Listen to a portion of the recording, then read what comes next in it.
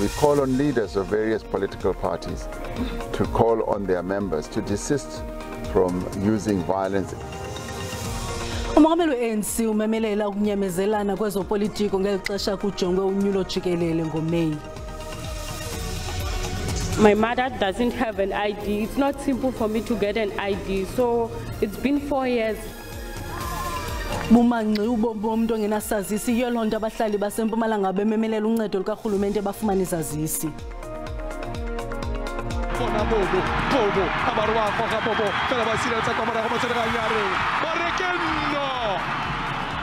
Idlulele kwi-quarter final ye-Nedbank Cup TS Galaxy emva kokubetha i-D General ngamanqaku amathathu eqandeni eBloemfontein ngale njikalanga.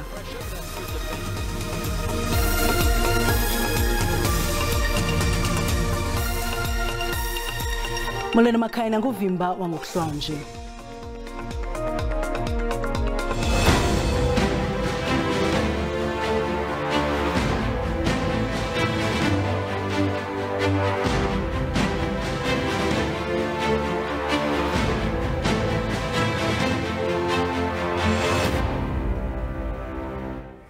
Umongameli we-ANC umnumzana Cyril Ramaphosa umemelele ukunyamezelana kwezopolitiko. Umongameli Ramaphosa ukuthethe oku ngethuba begaya inkxaso emzumbe kumazantsi onxweme KwaZulu-Natal. Ukuthethe oku ebhekisa kwisiganeko sayizolo sokuhlaselwa kwamalungu e-ANC ebebuya kumsitho karhulumente kwilali yakwaCeza kwaNongoma kumantla ephondo laKwaZulu-Natal. Ingcelo zithi ngabaxhasi be-ANC abali-12 abanyangwe bakhululwa esibhedlele. Logama ababini besalele ngadletyana nye esibhedlele. Abanye abonzakeleyo banenduma enhloko. Kuthi olu hlaselo lulandela umsitho wesikhumbuzo apho usihlalo we-ANC KwaZulu-Natal mnumzana Siboniso Duma ohluthe umboko kwiphakathi elikhulu kubukumkani bamaZulu umfundisi Thula Sizwe Buthelezi olilungu le-IFP nomsodolophu wesithili iZululand esathethe. Ngethuba isazisa ukumkani misizulu umfundisi Buthelezi utyhole i-ANC KwaZulu-Natal ngokudelela ikumkani kwaze xa kulapho kanye umnumzana Duma ohlutha umboko etyhola unyawo ntloko Buthelezi ngokujika lo msitho karhulumente ukuze azuze amanqaku ezopolitiko. Umongameli Ramaphosa ogaya inkxaso emzumbe KwaZulu-Natal usigxekile esesiganeko watsho ememelela ukunyamezelana kwabezopolitiko. We call on all South Africans to be totally against violence and should not participate in any violent activity, and we call on leaders of various political parties to call on their members to desist from using violence, even articulating violence-ridden statements. That should not be happening at all. Bakhalesimanjiyana be-ANC kwingingqi imzala nxumalo ngokuhlaselwa kwamalungu abo. Masendleleni bese sithola i-call yokuthi khona ama-comrade aseshayiwe ashaywa abantu abayi-IFP and abantu abalimele laphayana aba-admithiwe esibhedlela bawu-12 abashaywe balimala kakhulu bo-12 ba-admithiwe esibhedlela base beyakhishwa and then khona bawu-3 abawu-2 omunye usesesibhedlela ophongolo etshelejuba omunye utransfer to ingwelezane kwathiwa kaye kwi-CT scan ngoba ulimale kakhulu. Ukanti i-IFP ikhanyela ime ngomlenze ukuba amalungu ayo ayabandakanyeka kwisiganeko sokuhlasela. Sicela ukuthi thina njengosopolitiki nawonke ama-volunteer awonke ama-political organization umuntu ucela khona lokho sicela ukubekezelelana kodwa kwawusukwini lwayizolo ngeke ngikhulume ngande ngithi ke khona abantu be-IFP noma be-ANC ebebelwa ngoba usuku lwayizolo ngiyaphinda ngiyasho bekuwusuku lukahulumeni. Umsitho wayizolo bekukhunjulwa ukumkani Dinizulu kacetshwayo kwaye kulo msitho bekukho umongameli Ramaphosa kunye nongangezwe lakhe ukumkani umisizulu kazwelithini wesizwe samaZulu. Usekela mongameli we-ANC umnumzana Paul Mashatile uqukumbela iphulo lokugaya inkxaso kule mpelaveki ebujanala kwiphondo lomntla-ntshona olutyelelo luyinxalenye lamaphulo eliqela okugaya inkxaso lilungiselela unyulo lukazwelonke oza kubanjwa ngomhla wama-29 kuMeyi. Usekela mongameli we-ANC umnumzana Paul Mashatile utyelele ibandla lase-EMI eMorhwase ngase-Sun City kwinxalenye yamaphulo eliqela okugaya inkxaso kwaye uxelelele nginginya ukuba i-ANC izimisele ukuphucula inkonzo zoluntu loMzantsi Afrika. We want to win so that we can continue to serve our people. 1994, we knew many of our people did not have access to basic water, did not have access to housing, formal housing, did not have electricity. But we know that you have access to electricity, but there's load shedding. So Harluk is in load shedding. You have access to water, even in rural areas, but sometimes there's a problem of water because the pipes need to be fixed. We are fixing them. Okamashatile ukwagxininise ukubaluleka kokuba abemi boMzantsi Afrika baphume ngobuninzi bayokuvota ngosuku lonyulo. Ke kopana le batho ba bangata on the ground who are saying re a rata ANC. But on the day of voting, motho a ba tsoga robetse. Ha e le tsatsi la vota, you have to go to the voting station and cast your vote, especially young people. Okamashatile uthi nangoni sekhona imingeni kwinkqubo yokuhanjiswa kwenkonzo kodwa uthi kuninzi okwenziwe liqela elilawulayo le-ANC susela ngo-1994. Inkokheli ye-EFF umnumzana Julius Malema ikhalazela imeko abakuyo masipala baseFreystata ngethuba iphehlelele umqulu wezithembiso wephondo kwiziko izamdela multipurpose eSasolburg eFree State. Ikwagxeke ubunkokheli benkulu baphathisa umnumzana Mxolisi Dukwana ngethuba yayimphathiswa ubambiswano ngolawulo nemicimbi yemveli ngelithi wafeda ukuphucula imeko yomasipala. Inkokheli ye-EFF Julius Malema ugxeke imeko yomasipala ngelithi ziphanzile inkokheli ukuthatha uxanduva ngenkcitho engafanelekanga kwabamasipala. Kwimeko engaginyisi mathe yomasipala bephondo, ugxeka inkulu baphathiswa Mxolisi Dukwana ngethuba wayexhuzula imikhala kwabamasipala. Not one municipality is clean. There is no municipality where you can say, I'm so proud of this municipality in Free State. Not one. Today, Dukwana, who collapsed the municipalities of Free State, got a promotion and they made him the premier. Lenkokheli bongoze abahlali basezamdela bavotele i-EFF ngomhla wonyulo. We need you this time not to vote with your heart but vote with your brain. Oscar, hey, retwa khole le Mandela, hey Mandela ke motho wa rona. Una le Mandela omutha no ke Julius Malema. Umnumzana Malema uxelele inginginya kuba i-EFF ikulungele kulawula iFreystata iphucule impilo zabantu.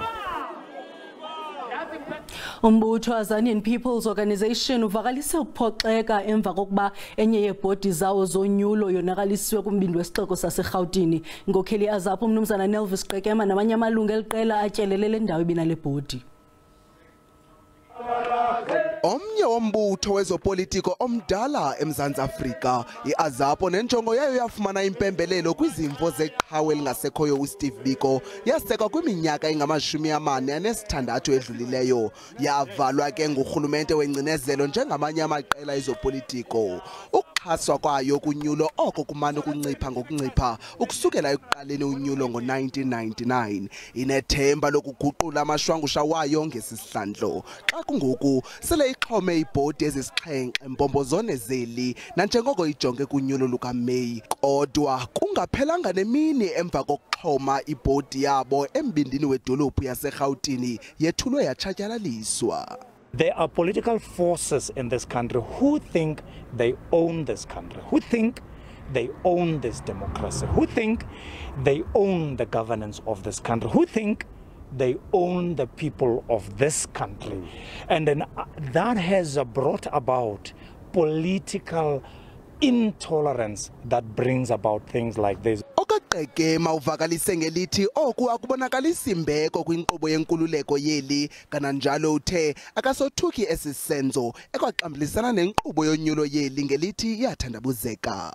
The electoral thuggery that has taken place here is not an attack against Azapo alone, but against the entire electoral democracy. I-Azanian People Organization izimisele ukubamba umsitho wokuphehlelela umqulu wezithembiso ngecawe ezayo eBurgersdale kwintshona randi yaseGauteng. Usabukela indaba ku SABC 1 uyakwazi ke ukuzibukela kwakhona izindaba kwijelo le-YouTube ngokuthi SABC Iindaba zesiXhosa. Siyacela ukuba xa ubukela sicela ucofe ulike, sikwabongoza kanjalo ukuba awukamcofi usubscribe wenze njalo. Kunqaku lokuqala sithe umongameli we-ANC umnumzana Cyril Ramaphosa umemelele ukunyamezelana kwezopolitiko ukuthethe okwemzumbe KwaZulu-Natal ebhekisa kwisiganeko sayizolo ekuthiwa kukuhlaselwa kwamalungu e-ANC ngawe-IFP. Umongameli we-PAC umnumzana Mzwanele Nyonso uzikhaba njengoba uvuva ingxelo zokuba iqela lakhe liza kusebenzisana neqela i-Al-Jamaa kunyulo jikelele lomhla we-29 kuMeyi. Ngethuba i-Al-Jamaa iphehlelela umqulu wezithembiso zonyulo kwiveke ephelileyo kumsitho owawuzinyaswe ngumnumzana Nereus Muloto. Eli qela lathi liza kusebenzisana ne-PAC de lifakwe kuluhlu labagqatswa amalungu e-PAC. Umnumzana Nyonso utyhola inkokheli e-Al-Jamaa ngokugudlana namagxalaba neqela lenkokheli ezinjengoBob lecaleni be-PAC.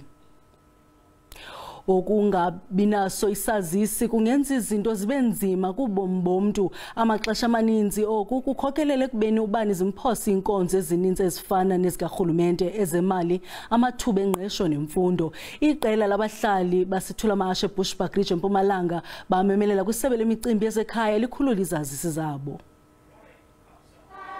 Imigushuzo yokunyanzelisa ilungelo lokuba nesiqinisekisi sokuba ngumiweli ngokusemthethweni.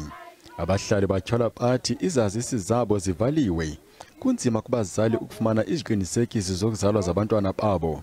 Kube nzima nangakumbi kwintsha efana noMphobhaloyi. My mother doesn't have an ID. It's not simple for me to get an ID. So it's been 4 years. I finished matric on 2020. It was 2020, but I have nothing to do because I don't have an ID. I can't find a job. I'm just sitting at home doing nothing. Uninzi lwabahlali basethula mahashi abanazazisi kwaye baxakanisekile. Lots of people as a community, they don't have an ID. So we need the assistance from our Home Affairs. Abahlali bathi isebe lezekhaya liyasazi isikhalo sabo kodwa alibancedi. Ngenxa ukuthi bazali babo abazanga babathu abanama-ID. Labantwana bathiwa kahluphe ngoba semani wafunzile bapasa matric baye esikolweni bapasa matric abakhona ukusisitekela abakhona ukuphambili isikolo ngenxa ukuthi la bantwana abanama-birth certificate abanama-ID. NgoJanuwari inkundla ephakamileyo yasePitoli yagweba ngelithi ukuvalwa kwe-ID zabantu kungalandelwanga mgaqo akukho mthethweni. Ngokwesebe iyakhuba inkqubo yokukhululela abantu izazisi. Lithi ileta ziyathunyelwa kwabachaphazelekayo. Abahlali basethula mahashe bafuna le nkqubo ikhawuleziswe. Abazali babafundi besikolo samabanga aphansi Buthabele Mount Fletcher kwiphondo laseMpuma Koloni bamemelela urhulumente wephondo ukuba abokhela isikolo abantwana babo. Esi sikolo oko sasebenzisa amagumbi ethutyana asusela ngo-1984. Amagumbi amane kula magumbi ethutyana atshile kule nyanga ngelixa amanye amagumbi ebhidlika. Isikolo samabanga aphansi iButhabelo sachaphazeleka kwinkanyamba ngo-2021 nalapho kwemka uphahla. Abantwana bafundela kwizakhiwo zethutyana ezivulekileyo nezingenafestile. Abazali bathi bahlala benexhala xa abantwana babo besesikolweni. Ndiva kabuhlungu kakhulu kuwesingoku sitshileyo. Akukho mnandi. Zange kube mnandi kwa ngolwasuku kuthiwa isikolo siyatsha besihleli kakade isisikolo esilolu hlobo esilulo. Kusebugqwayibeni njengoba silindele esikolo esisakhiwayo njengoku eziklasi ezokhiwayo. Kunoba ikontract imke kulonyaka ophelileyo.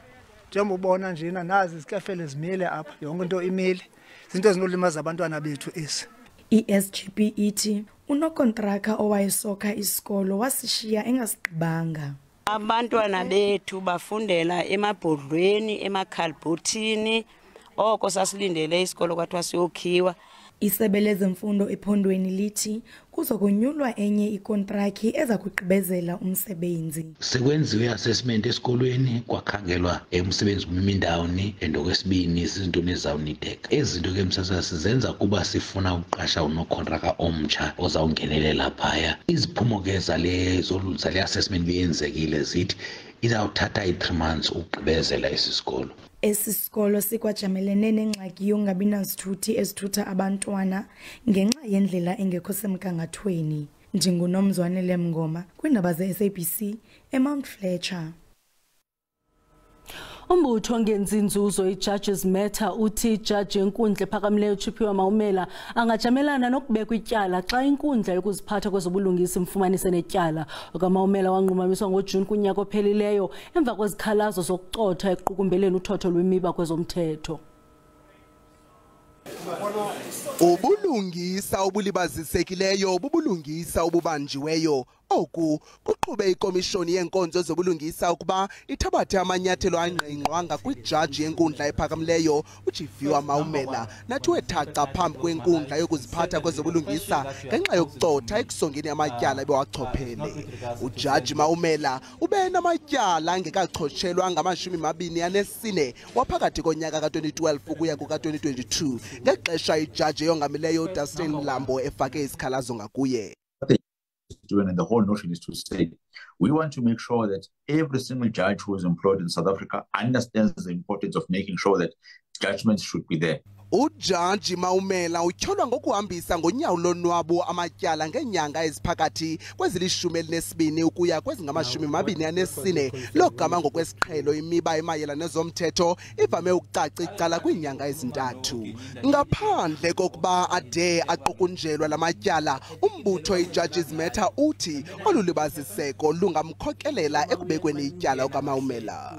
Judge Maumela is accused of taking too long to deliver judgment in not one or two cases, but several cases over a long period of time, over several years. So that is where the misconduct moves from the second category of non-impeachable misconduct to the highest category, which is the impeachable misconduct. Esi sikhalazo ngakuJudge Maumela sigaleleke ngexa ebechopele ityala elisematheni lokubulawa koyesakuba ngunozinti nokapteni webafana ne-Orlando Pirates uSenzo Meyiwa. iJudges Matter ibekela ubala ukulindeleke ukuba kuvele kule veki. They will file a report with the Judicial Service Commission, and the Judicial Service Commission will either say the misconduct has been proven and he's guilty, or he's not guilty of gross misconduct. And then the Judicial Service Commission will decide if they accept the recommendation of the Judicial Conduct Tribunal or they reject it. Logama kukho ukunqongophala komantye eGauteng nokukhokelela ekurhuqeni komsebenzi kambe nocimicimi uphazamisana nenkqubela ukanti ingcali zivakalisa ngelithi akukho sidingo samazenge ngebatha ithuba elifika kwiminyaka emibini. Osomashishini babambisene kwiphulo lokukhulisa uqoqosho lakutsolo eMpuma Koloni kusetyenziswe zemidlalo. Injongo zoku kukukhulisa italente yale ngingqi kuncedwe nabantu abatsha ukuba bafezekise amaphupho abo. Owayesakuba ngumdlali weBafana Bafana uFabian McCarthy umemelele urhulumente ukuba abambisane necandelo labucala ukuphucula ezemidlalo ezilalini. Olukhuphiswano lwezemidlalo lenze kwahlatywa ikhwelo lokuba urhulumente kunye neenkampani zabucala zizinike ekuphuhliseni izakhono zabantwana basezilalini ngakumbi kwezemidlalo. Oku kusenziwa ngeenjongo zokuba bazikhwebule ekusebenziseni iziyobisi nokuphatha gadalala amanina. For the government is for them to start getting closer to the communities, closer to the family. Out here you have a chief or you have a king of the area, and you have business people like Baba Mkolisi that will come together, and it's nice to see sponsors are not coming to really pump in what they're supposed to pump in. Siyayibulala kakhulu into eyenziwe ngutata uHoboyi azothi unearth italent efihliweyo yabantwana bethu. Neembaleki ezisuka ezilalini nazo zithathe inxaxheba. Olubaleka lubaleka kakhulu njengabantu abadala. Sizama ukukhuthaza nabatsha uba mabayazi into yoba isport is not only about entertainment. Abantwana bakwazi uba buxhomekeke kwisport. Ezemidlalo kholwa ukuba nawo amandla ukuqula impilo yabantu basezilalini. Ulutsha lwakuthi kwixesha olukhoyo ngoku batshaya ezitshaya khona xa ubathatha ke ngomgqibelo uba engage then kwinto ezidibene nesport bayalibala then ngezinto. Amaqela ebhola agqwesileyo afumane amabhaso kuquka imali. Lo gama umqeqeshi ogqwesileyo ezothathwa asiwe esikolweni sokuqeqeshela ukuba ngumqeqeshi webhola ekhatywayo. Ndinkululeko Nyembiso, iindaba ze-SABC, kutsolo.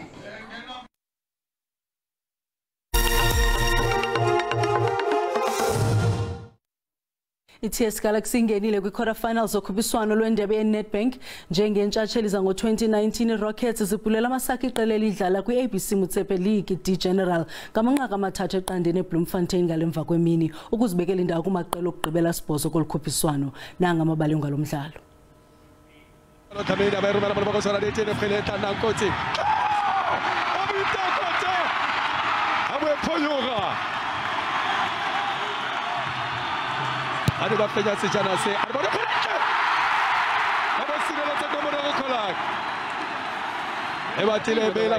Approach things. They've kept TX Galaxy relatively quiet. Although, as I say that, there's a goal, and it's his earliest for Serd Ramovic. Kokota position in the box, wanting service. Matlangu plays it in. It must be surely no heavy touch in the box. And the keeper is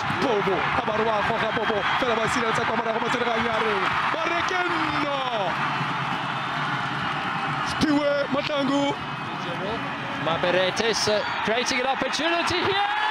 That was just wide. That would have lifted the stadium. Starting to become streetwise as a result of that. Nurkovic putting his man under a lot of pressure, but that's good defending in the end. And back to the goalkeeper Hlalele, who's shown plenty of promise, although he makes a terrible mistake. Just as I say that, talk about commentators' curse.